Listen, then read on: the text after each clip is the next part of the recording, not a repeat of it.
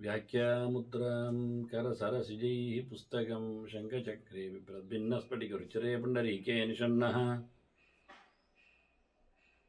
ಅಮ್ಲಾನಶ್ರೀರಮೃತವಿಶದೈರಂಶಭಿಪ್ಲಾವಯನ್ ಮಾಮಾವಿರ್ಭೂಯಾದನಗಮಹಿಮಾ ಮಾನಸೇ ವಾಗಧೀಶಃ. ನಮಸ್ತೆ ಪ್ರಾಣೇಶ ಪ್ರಣತ ವಿಭವಾಯಾಮ ನಿಮಗಾಹ ನಮ ಸ್ವಾಮಿನ್ನ ರಾಮ ಪ್ರಿಯತಮ ನಮನ್ ಗುರುಗುಣ ನಮಸ್ತುಭ್ಯಂ ಭೀಮ ಪ್ರಬಲತಮ ಕೃಷ್ಣೇಷ್ಟ ಭಗವನ್ ನಮ ಶ್ರೀಮನ್ ಮಧ್ವ ಪ್ರದಿಶ ಸುದೃಶನ್ನೋ ಜಯ ಜಯ ಶ್ರೀ ಗುರುಭ್ಯೋ ನಮಃ. ನಾರಾಯಣಂ ಸುರಗುರುಂ ಜಗದೇಕನಾಥಂ ಭಕ್ತಪ್ರಿಯಂ ಸಕಲಲೋಕ ನಮಸ್ಕೃತಂಚ ತ್ರೈಗುಣ್ಯವರ್ಜಿತಮಜಂ ವಿಭುಮಾದ್ಯಮೀಶಂ ವಂದೇ ಭವಗ್ರಹಂ ಅಮರಾಸುರಸಿದ್ಧವಂದ್ಯಂ ನಾರಾಯಣಂ ನಮಸ್ಕೃತ್ಯ ನರಂ ಚೈವ ನರೋತ್ತಮಂ ದೇವೀಂ ಸರಸ್ವತೀಂ ವ್ಯಾಸಂ ತತೋ ಜಯಮುದೀರೇ. ವೇದವ್ಯಾಸರ ಮಹಾಭಾರತದ ಚಿಂತಕರಿಗೆ ವಂದನೆಗಳು.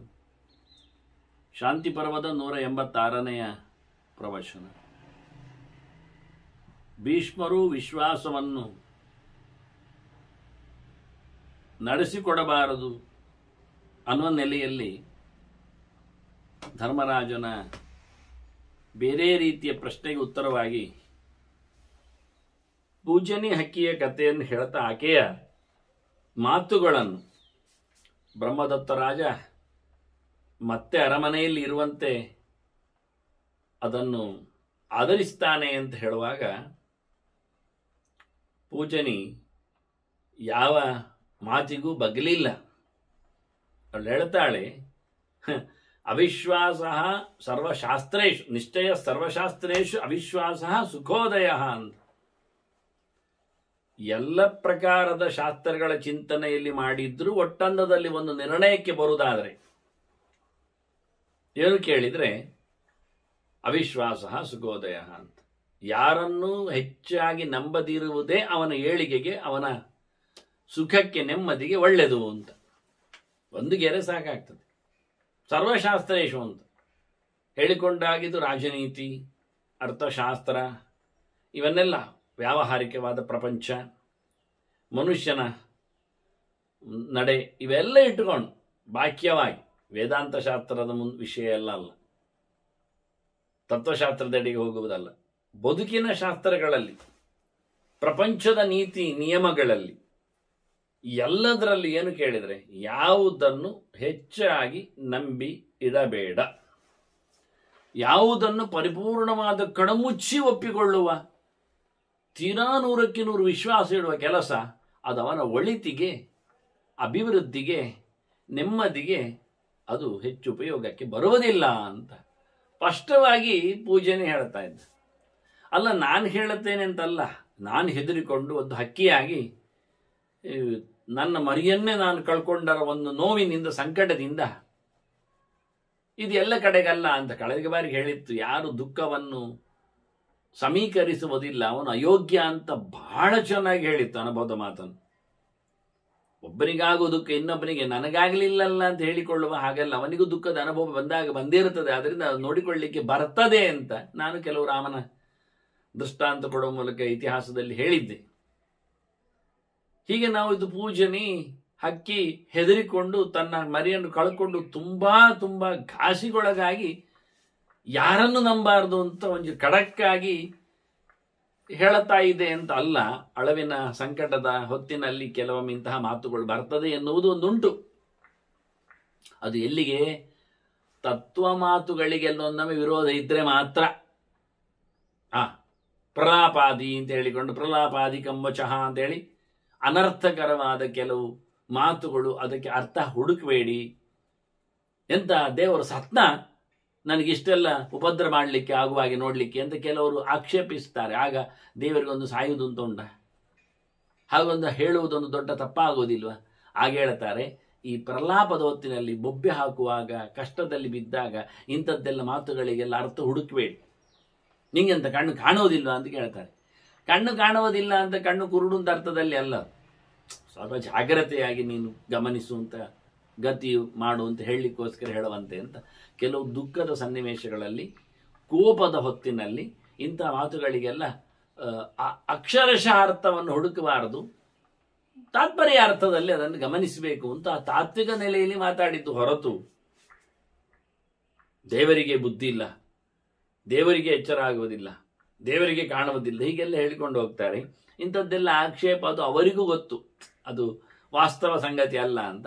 ಆದರೆ ಕೂಗುವ ನೆಲೆಯಲ್ಲಿ ಬಂದು ಹೋಗ್ತದೆ. ಈಗ ಹಕ್ಕಿಗೆ ಹೆದರಿ ತಾನು ಘಾಸಿಗೊಳಗಾಗಿ ಹೀಗೆಲ್ಲ ಹೇಳ್ತದೆ, ವಿಶ್ವಾಸ ದೊಡ್ಡ ಸಂಗತಿ ಅಲ್ಲ, ಮಾಡಲೇಬಾರದು ಅಂತ ಹೇಳ್ತದೆ ಅಂತಲ್ಲ, ನಿಜವಾಗಿಯೂ ಅದಕ್ಕೆ ಪೂಜನಿಗೆ ರೆಫರೆನ್ಸ್ ಕೊಡ್ತದೆ. ನನ್ನ ಮಾತು ಅಂತೇಳಿ ನಾನು ನಿನ್ನ ಹತ್ರ ವಾದ ಮಾಡುವುದಲ್ಲ, ನಿನಗೆ ಶುಕ್ರಾಚಾರ್ಯ ಹೇಳಿದ್ದು ಹೇಳುತ್ತೇನೆ ಅಂತ.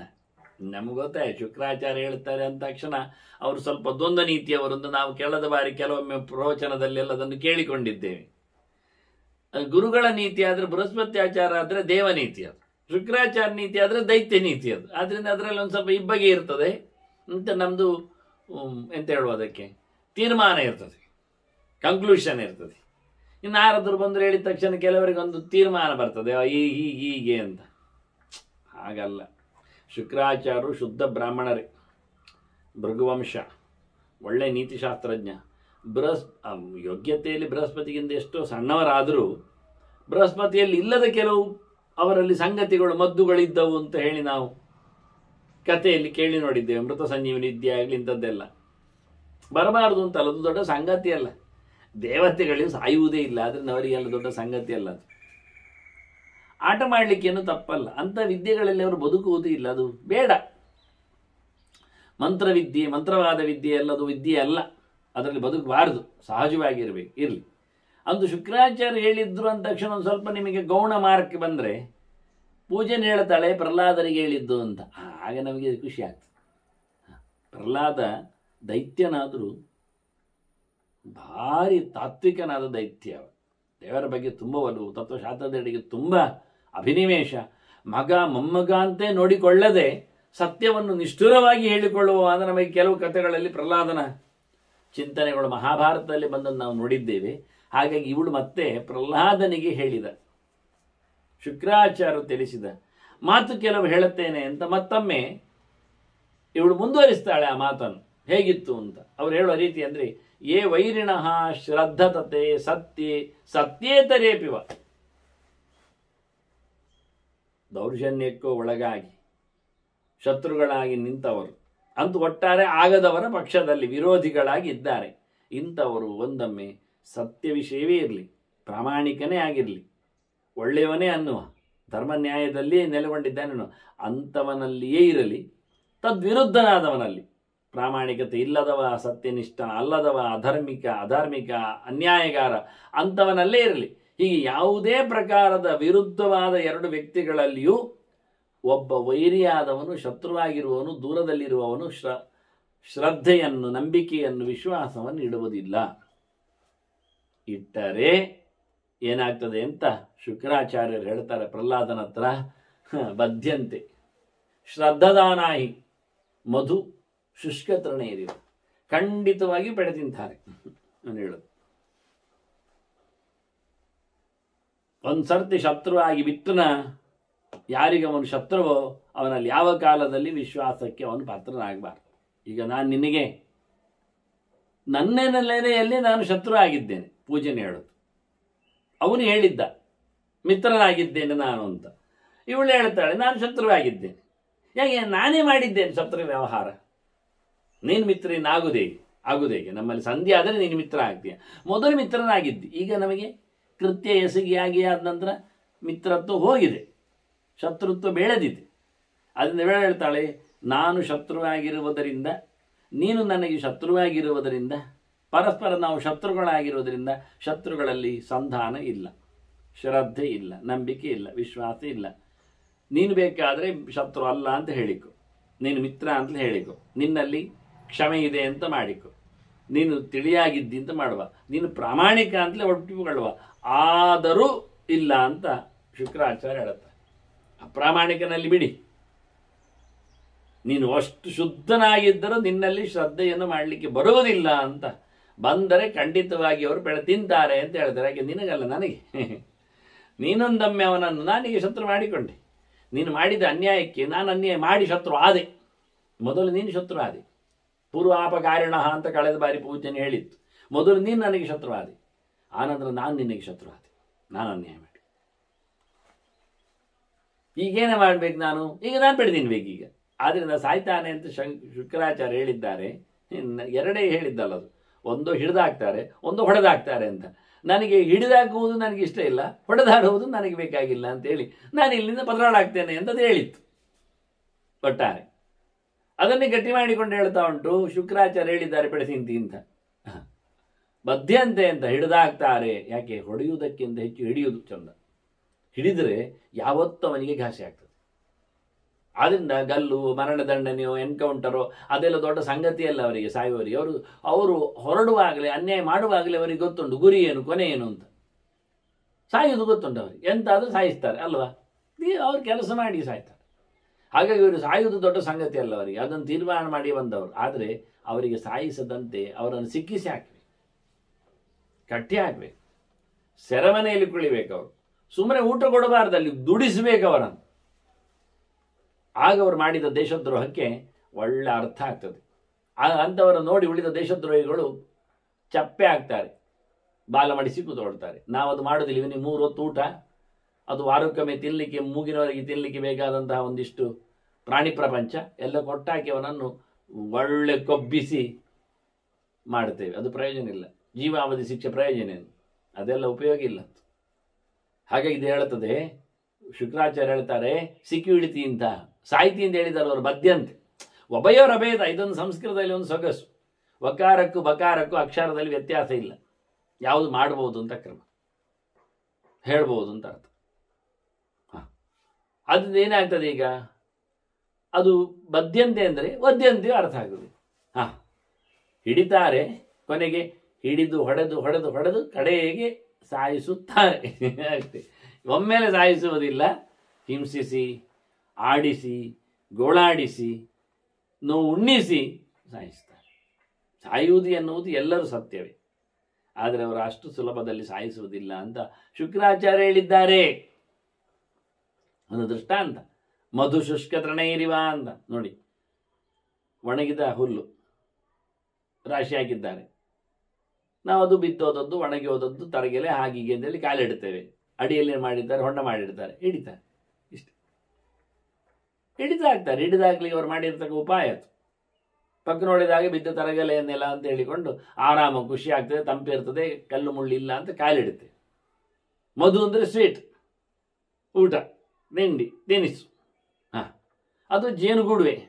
ಜೇನುಗೂಡು ಉಂಟು, ಹಿಡಿಬೇಕು, ತೆಗಿಬೇಕು ಅಂತ ಕೆಳಗೆಲ್ಲ ಎಲೆ ಕಾಲು, ಎಲೆ ಇರುವುದು ಕಾಲು ಅಂತ ಹೇಳಿ ಕಾಲಿಟ್ರೆ ಹೊರಡಕ್ಕೆ ಬೀಳ್ತಾನೆ. ಅಲ್ಲಿ ಜೇನುತುಪ್ಪವೂ ಇಲ್ಲ, ಇವ ಬೆಪ್ಪನಾಗಿರ್ತಾನೆ. ಒಳ್ಳೆ ಮಾತು, ಚಂದವಾಗಿ ಇರ್ತದೆ. ಆದರೆ ಎಲ್ಲ ತಲೆಗಳೆಲ್ಲ ಮುಚ್ಚಿಕೊಂಡಾಗಿರುತ್ತದೆ. ಇತ್ತ ಬನ್ನಿ ಹೇಳ್ತಾರೆ, ಮತ್ತೆ ಹೊಡಿತಾರೆ. ಹೀಗಾಗಿ ಇದು ಪ್ರಯೋಜನ ಇಲ್ಲದ ಕೆಲಸ ಅಂತ ನಮ್ಮ ಶುಕ್ರಾಚಾರ್ಯರು ಶ್ರದ್ಧೆ ಮಾಡಬೇಡಿ, ನಂಬಬೇಡಿ, ನಂಬಿದವರನ್ನು ಬೇಡ, ನಂಬದಿರುವವರನ್ನು ಬೇಡ ಅಂದಿದ್ದಾರೆ. ಮತ್ತೆ ಅದು ಹೌದು, ಅವರು ಹೇಳಿದ್ದು ಸರಿ. ಇವ ಹೇಳ್ತಾನೆ, ನನಗೆ ವೈರ ಆದದ್ದು ಹೌದು, ನನಗೆ ಶಾಂತಿಯಾಗಿದೆ ಹೌದು, ನಾನು ಅದನ್ನು ಬಿಟ್ಟಿದ್ದೇನೆ, ಕಾಲಕ್ಕೆ ಬಿಟ್ಟಿದ್ದೇನೆ. ನಡೀತದೆ, ನಡೆಯುವಲ್ಲಿ ನಡೀತದೆ. ಹುಟ್ಟಿದವ ಸಾಯದೇ ಇರುವುದಿಲ್ಲ.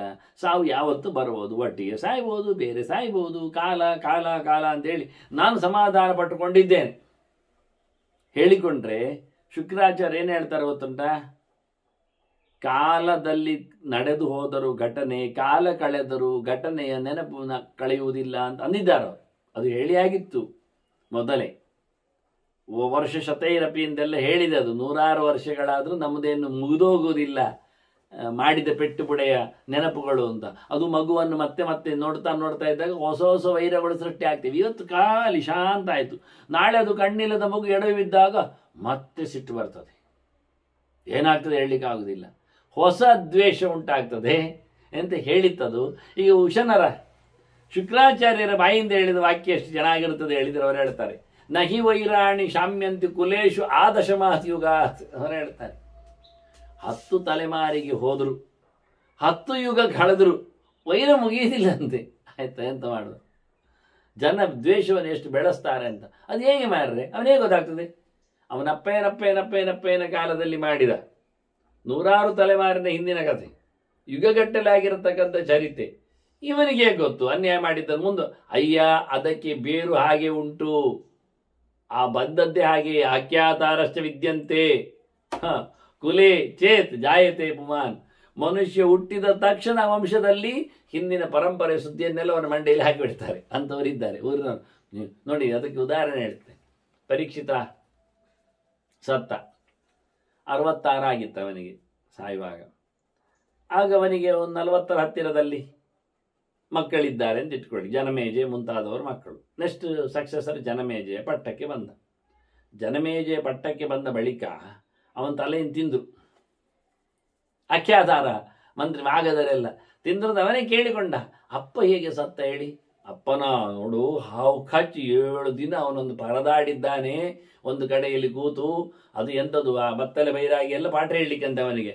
ಅವರೆಲ್ಲ ಶುಕಾಚಾರ ಬಂದೆಲ್ಲ ತತ್ವೋಪದೇಶ ಮಾಡೋದು. ಇವ ಅನ್ನ ನೀರಿಲ್ಲದೆ 7 ದಿನ ಅನ್ನ ನೀರಿಲ್ಲದೆ ಕೊರಗಿ ಕೊರಗಿ ಕೊರಗಿ ಕೊರಗಿ ಕೊನೆಗೆ ಅದು ಒಳಗೆ ಯಾರನ್ನು ಬಿಡ್ಲಿಕ್ಕಿಲ್ಲದೆ ಬ್ರಹ್ಮಚಾರಿಗಳ ವೇಷದಲ್ಲಿ ಹಣ್ಣಲ್ಲಿ ಬಂದವ.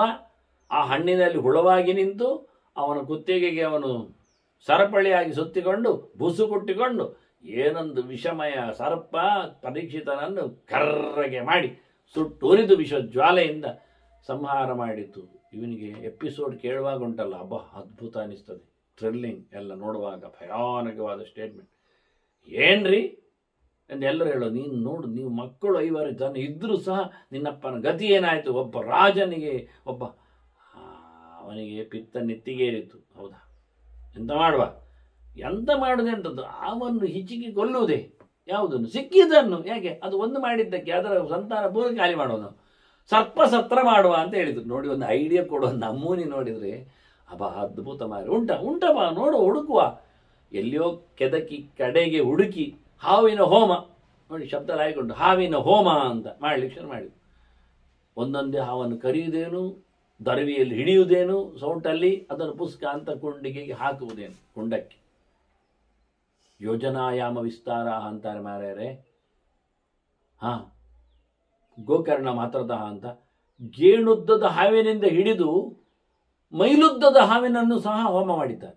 ಅದು ಬೀಳುವ ನಮೂನೆ, ಕುಂಡ ಹೇಗಿರಬೇಕು, ಕರಾಳವಾದದ್ದು. ಎಷ್ಟೋ ದಿನಗಟ್ಟಲೆ ನಡೆದ ಹೋಮ ಅದು. ಮತ್ತೆ ನಮ್ದೆಲ್ಲ 1000 ತೆಂಗಿನಕಾಯಿಗಳ ಹೋಮ, ಮತ್ತೆ ಮೋದಕ ಹೋಮ, ಕಡುಬು ಹೋಮ ಎಲ್ಲ ಕೇಳಿಕೊಂಡಾಗ ಎಂಥದ್ದು ಕುಂಡ ಅಲ್ಲ ಅಂತ ಕಾಣ್ತದೆ, ಗುಂಡಿ ಎಂಥದ್ದು ಅಲ್ಲ. ಇದು ಪಾತಾಳ ಗುಂಡಿ ಅವ್ರು ಮಾಡಿದ್ದು ನೋಡಿದರೆ. ನೀವು ಮೈಲುದ್ದದ ಹಾವು ಬೀಳಲಿಕ್ಕೆ ಅದು ಒಂದಲ್ಲ, ಅದಕ್ಕೆ ಉರುವಲೆಷ್ಟು ಹಾಕ್ಬೇಕು ಇವರು. ಮತ್ತೆ ಸಮಿತಿಗಳ ಕತೆ ಭಯಾನಕ. ಅದರಿಂದ ಜನರಿಗೆ ಕಿವಿ ಚುಚ್ಚಿ, ಒಬ್ಬ ಮಾತ್ರ ಅಲ್ಲ, ಇನ್ನೊಬ್ಬ ಬಂದ ಹೇಳಿದ, ರಾಜ ಎಂತ ಹೋಮ ಮಾಡ್ಬೇಕು, ನೀನು ಹೋಮ ಮಾಡ್ಬೇಕು ಅಂತ ಹೇಳಲಿಲ್ಲವ. ತಕ್ಷಕನಿಗೆ ಬುದ್ಧಿ ಕಲಿಸ್ಬೇಕು ನೀನು. ಯಾಕೆ, ನಿನ್ನ ಅಪ್ಪನನ್ನು ಸುಟ್ಟ ಬಾವ. ಹೌದು, ಅದಕ್ಕೆ ನಿನಗೆ ಅಂತ. ನಂದು ಹಾಗೆ, ನಾನು ಗುರುದಕ್ಷಿಣೆ ಕೊಡಲಿಕ್ಕೆ ಅಂತ ಆ ಪೌಷರಾಜನದ್ದು ರಾಮಣಿದ್ದು ಬೆಂಡೋಲು ಹಿಡ್ಕೊಂಡು ಹೋಗ್ತೇನೆ. ಮಧ್ಯದಲ್ಲಿ ಮೂತ್ರ ಬಂತು ನನಗೆ, ಅದನ್ನು ಕೆಳಗಿಟ್ಟೆ. ಬರುವಾಗ ಇಲ್ಲ, ಅದು ಬದರಾಡು ತಗೊಂಡು ಹೋಗಿದೆ. ಎಂತ ಹಾವು ಪಾತಾಳಕ್ಕೆ. ನನಗೆ ಮತ್ತೊಂದು ಕೋಲಲ್ಲಿ ಹೊಟ್ಟೆ ಮಾಡಿಕೊಂಡು ಹೋಗ್ಲಿಕ್ಕೆ ಆಗ್ತದೆ ಬೇಗ. ಎಂಥದ್ದು ಮಾಡಿಕೊಂಡು ಮತ್ತೆ ತಂದೆ, ಅದು ಬಿಡು, ಅದು ಮಾಡಿದ ಅನ್ಯಾಯ ಅಲ್ಲದು.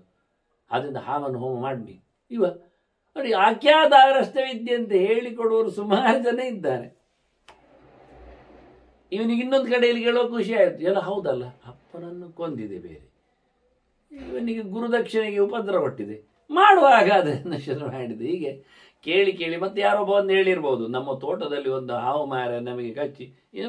ಬರುವಾಗ ನೋಡಿ, ಹೇಳಲಿಕ್ಕೆ ಬರುವಾಗ ಎಲ್ಲರೂ ಬರ್ತಾರೆ. ಮೀಟು ಮೀಟು ಮೀಟು ಅಲ್ಲಿ ಎಲ್ಲರೂ ಇದ್ದಾರೆ ಮೀಟ್ಲಿಕ್ಕೆ. ಆಗುವುದೆಂಥದ್ದು ಇಲ್ಲ ಹೇಳಿಕೊಳ್ಳಿಕ್ಕೆ. ಇವರು ಎತ್ತಿಕೊಳ್ಳದಿದ್ರೆ ಇನ್ನೊಬ್ಬರು ಮೆತ್ತಿಕೊಳ್ಳಿಕ್ಕೆ ಉಂಟಾ? ಅದು ಯಾರು ಹೇಳುವವರೇ ಇಲ್ಲ. ಅದು ಪ್ರಕೃತಿ. ಮತ್ತು ಇವರದ್ದೊಂದು ವಿಕೃತಿಯ. ಬಟ್ಟೆ ಹಾಕ್ಕೊಂಡು ಬರಬೇಡಿ, ಅಂಗಿ ತೆಗೆದು ಬನ್ನಿ ಹೇಳಿಕೊಂಡು ಜೆನ್ಸಿಗೆ ಹೇಳಿಬಿಟ್ರೆ ಇವರು ಹೆಂಗಸರು ಅವರೆಲ್ಲ ಬಿಚ್ಚಿ ಬರುದು. ನಾವು ಹೇಳಿದ್ದು ಜನ್ಸು ಅಲ್ಲಿ ಅಂತ ಹೇಳಿದ್ದು. ನೀವು ಅಂಗಿ ತೆಗೆದು ಅಂಗಿ ಪನ್ನಿಯನ್ನು ತೆಗೆದು ಬನ್ನಿ ಪೂಜೆ ಆಗುವವರೆಗೆ ಅಂತ ಹೇಳಿದ್ದು. ಈ ಹೆಂಗಸರು ಅದು ನಮಗೆ ಅಲ್ವಾ ಹೇಳಿದ್ದು, ನಾವು ಹಾಗೆ ಬರ್ತೇವೆ. ಅವರು ಅಂಗಿ ಬನ್ನಿಯನ್ನು ತೆಗೆಯುವುದಕ್ಕಿಂತ ಕೆಳಗಿದ್ದೇ ತೆಗೆದು ಬರ್ತಾರೆ, ಲಂಗ ಬನ್ನಿಯನ್ನೆಲ್ಲ ತೆಗಿತಾರೆ ಅವರು. ವಿಚಿತ್ರ. ಇದು ಜೆಂಟ್ಸಿಗೆ ಹೇಳಿದ್ದು ಮಾರ, ಲೇಡೀಸಿಗೆಲ್ಲ. ಮತ್ತೆ ಲೇಡೀಸಿಗೆ ಎಲ್ಲ ಹಾಕೊಂಬನ್ನಿ ಅಂತ ಹೇಳಿದ್ದೇನೋ ನೋಡಿ, ಅದು ಬಿಚ್ಚಿ ಬಂದಿದ್ದಾರೆ. ಗಂಡಸರಿಗೆ ಬಿಚ್ಚಿ ಬನ್ನಿ ಹೇಳಿದ್ರೆ ಹಾಕೊಂಬರ್ತಾರೆ, ಹೆಂಗಸರಿಗೆ ಹಾಕೊಂಬನ್ನಿ ಹೇಳಿದ್ರೆ ಬಿಚ್ಚಿ ಬರ್ತಾರೆ.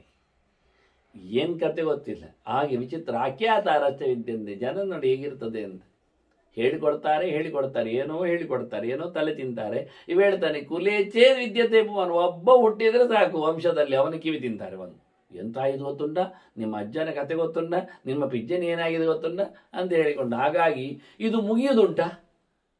ತಲೆಮಾರಲ್ಲಿ ಹುಟ್ಟಿ ಬಂದ ತಕ್ಷಣ ಹಿಂದಿನದ್ದೆಲ್ಲ ಹೇಳಲಿಕ್ಕೆ ಹೋಗಿ 100 ಯುಗ ಮುಗಿದ್ರು ಇವರ ವೈರ ಮುಗಿಯುವುದಿಲ್ಲ, ದ್ವೇಷ ಮುಗಿಯುವುದಿಲ್ಲ. ಇಲ್ಲೇನು ಒಂದೇ ತಲೆಮಾರಿನಲ್ಲಿ ಜನಮೇಜನು ಸ್ವಲ್ಪ ಸತ್ರದಲ್ಲಿ ಮುಗಿದೋಗಿತ್ತು. ಅತ್ತ ಸಗರನ ಕತೆ ಹೇಗಿತ್ತು ನೋಡಿ, ಕುದುರೆ ತಪ್ಪಿ ಹೋದದ್ದು.